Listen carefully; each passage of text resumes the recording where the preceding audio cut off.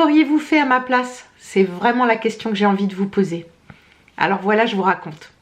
Il y a un petit peu moins de 10 ans, j'ai rencontré un homme charmant, beau comme un cœur, qui avait voyagé partout, le sourire jusqu'aux oreilles, la pêche, enfin vraiment, il me plaisait beaucoup.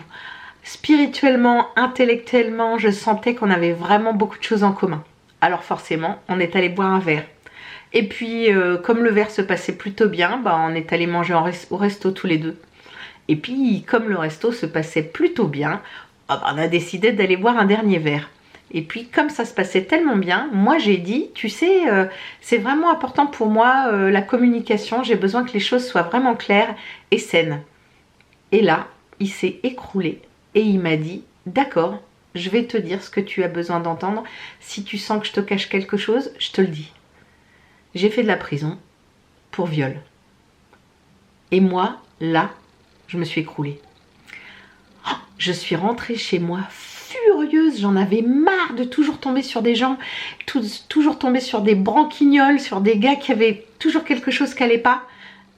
Et puis surtout, ça venait taper dans un secret de famille que j'avais découvert très peu de temps auparavant. J'imagine que nombre d'entre vous auraient déjà pris la porte en courant. Mais moi, je ne dois pas être branchée comme tout le monde. Je suis thérapeute et dans mon activité d'énergéticienne et de thérapeute, je rencontrais nombre de victimes. Alors, je me suis dit que je voulais comprendre comment on devient violeur. Et j'ai repris contact avec cette personne. Alors évidemment, j'ai fait nombre de séances de thérapie moi-même pour réussir à reprendre contact avec cette personne et j'ai appris à le découvrir. Et en fait, nos chemins, nos rencontres m'ont permis de grandir et lui ont permis de grandir. Et tout ça, j'ai voulu le consigner dans un livre qui s'appelle Sur le chemin du cœur, qui est juste là, parce que ça m'a permis d'enlever tous mes jugements, ça m'a permis de changer toute ma vision des choses et puis surtout, ça avait posé une question qui était très importante pour moi, qui était... si je suis thérapeute, je serais capable normalement de recevoir tout le monde. Et que se serait-il passé si cet homme était venu me voir en séance?